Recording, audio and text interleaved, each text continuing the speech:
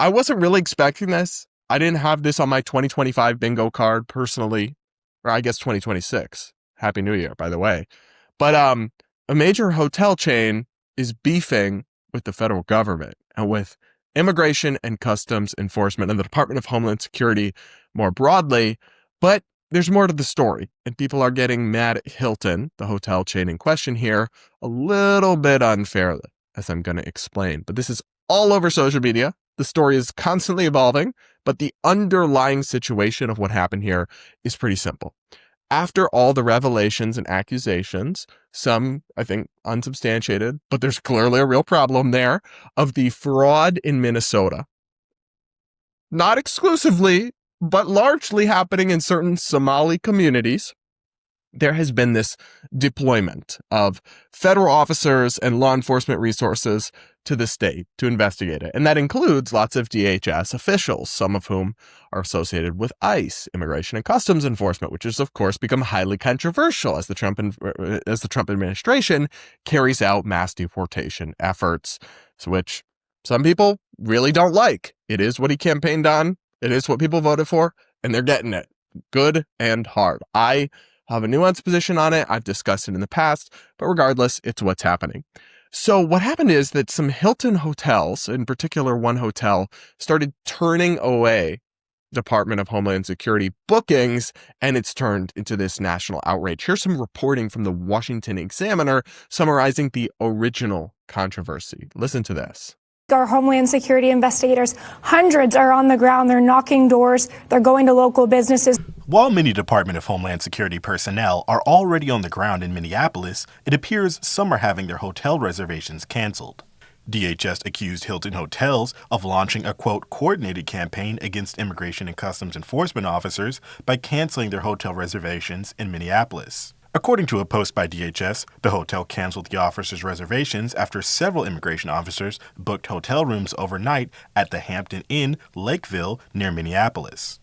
A Hilton spokesperson told the Washington Examiner in a statement that the hotel property in question is, quote, independently owned and operated, and that the incident is, quote, not reflective of Hilton values. The incident quickly caught social media attention as it trended on X, with conservative voices sharply criticizing the Hilton franchise. Border czar Tom Homan confirmed in early December 2025 that a surge of ICE officers would come to Minneapolis following allegations of Somali-led fraud in Minnesota. So my initial reaction to this story was actually skepticism, because immediately all over my X feed, people, especially right-wing people, pro-Trump people, were denouncing Hilton and acting like the whole company was woke and needed the Bud Light treatment. But I hesitated before jumping on this story because it seemed to me unlikely, not impossible. With everything that happens in our politics today, there are very few things that I'll sit here and tell you are impossible. But it seemed very unlikely to me that a major national hotel chain like Hilton would adopt a "we don't serve ICE" or "we don't serve DHS" policy, because that would be so controversial. They wouldn't, and it's not like, oh, just because they would lose the revenue from the federal government's bookings, which I'm sure is a pretty small amount of money, but it would prompt like a national backlash and it would alienate like half the country potentially. So why a company would do that, that isn't, at least as far as I know, like known to be we're not talking about Ben and Jerry's or some company that's outspoken in its progressive values from the very beginning. It doesn't make sense to me. And so when the additional information came out that this was a franchisee, not the national chain, it made a lot more sense to me. And that's why people need to chill out and not jump to sweeping conclusions like boycott Hilton immediately. And then they tried to get this franchisee in line and say, no, guys, you have to serve these federal officers. You can't turn them away. That's not consistent with our Hilton promises that you are supposed to abide by as a franchisee.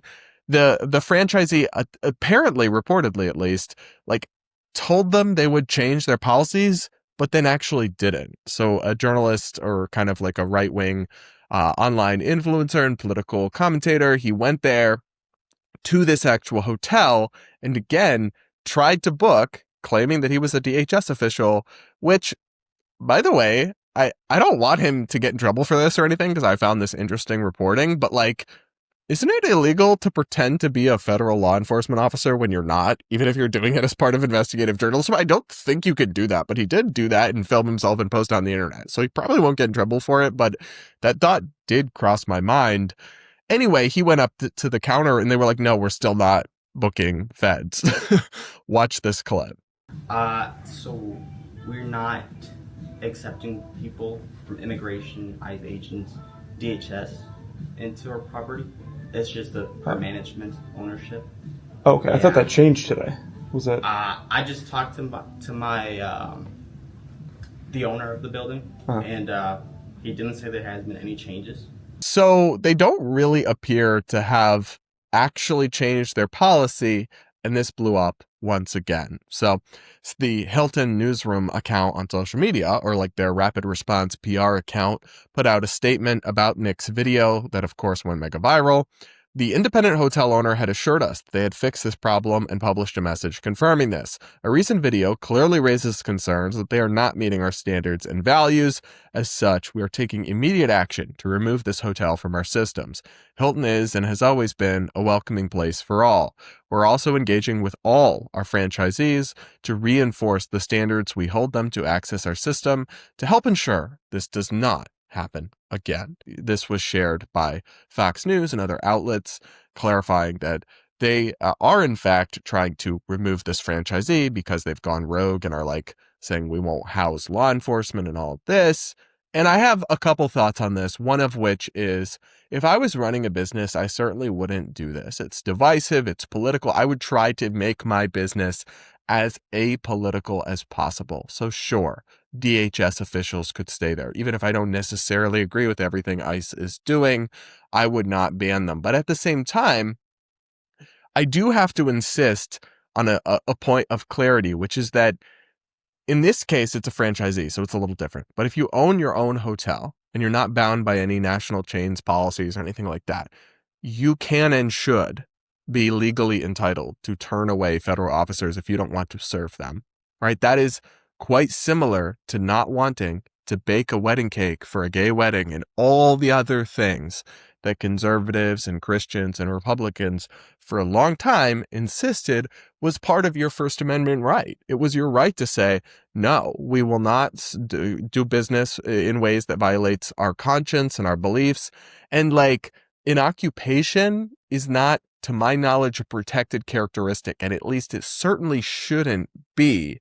It is fair to judge you based on the line of work that you choose and the organization and mission that you choose to carry out. That's not crazy, actually. Now, in this case, I wouldn't make the same conclusion. I wouldn't ban ICE from my facilities or my restaurant or whatever. But if people want to, that is their right, in my view, as a private business and a private entity. Again, not getting into the franchisee issues and the fact that they have a national company they have to answer to. That is obviously different, but just in the abstract. So I don't like the way that some people, because some people are making this nuanced critique, of course, of this rogue Hilton franchisee and of this debate. And liberals are like, yes, we love this. And it's like, hold on, well, you didn't feel that way when it was a Christian baker. But at the same time, some people on the right are like, how dare they turn away service? This is a public business. This has got to be illegal. Sue them, whatever. Well, hang on. Are we consistent or are we not? Because I have always been pretty consistent about the idea that I believe in the freedom of conscience. I believe in the right to turn away people for specific things that you don't believe in.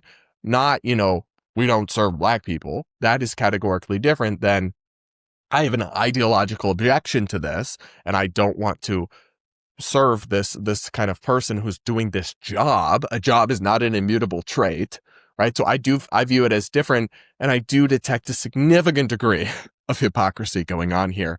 And also just the culture war outrage element of it all. It's like we all need to take a deep breath. Okay, we don't need to immediately all denounce Hilton because of one story that's evolving that we don't know anything about yet. Before we jump to these sweeping conclusions, before MAGA Twitter goes into full boycott mode, maybe wait and see how the cookie crumbles a little bit. Because like in this case, Hilton didn't really do anything wrong, right? They had a franchisee go rogue on them. They tried to correct it. When the franchisee still was acting a problem, they kicked them out. What more could they do? So like, don't hold it against Hilton. don't boycott them, make them the new Bud Light or what have you. But a lot of these accounts actually that push this stuff immediately as it's happening without nuance and without waiting for updates, they're like profiting off of engagement bait and slop, but they don't care that they're just making everything more divisive and rallying us and getting each other at each other's throats. It's actually not a productive or healthy way to solve and walk through and debate cultural issues in this country. But increasingly, like, the Twitter trend is how we process this kind of cultural conflict rather than through thoughtful consideration. And I think that's a real problem, no matter how you feel about it otherwise. That's my take, at least. You guys will have to let me know what you think in the comments below. Make sure you're subscribed if you aren't yet. Hit the like button and all of that. Now, guys, that'll be it for today's episode of the Brad vs. Everyone podcast. Thanks so much for listening. Take a second to rate and review the show if you're listening on audio podcasts. And regardless, we'll talk again real soon.